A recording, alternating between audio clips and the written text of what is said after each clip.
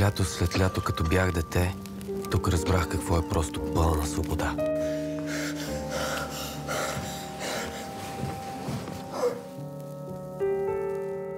През лятната ваканция без задачи.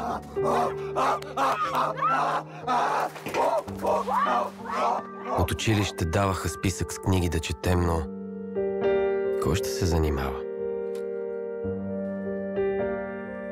Рай. По цял ден игри.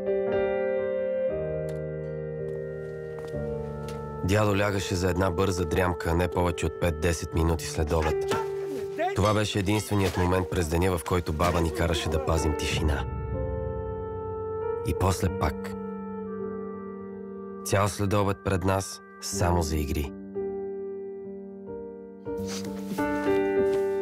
Късно след обед баба с напуканите си ръце от полето ни даваше по една филия хляб с масло и пипер. Една за мен и една за Чичо Милен. И пак на игра.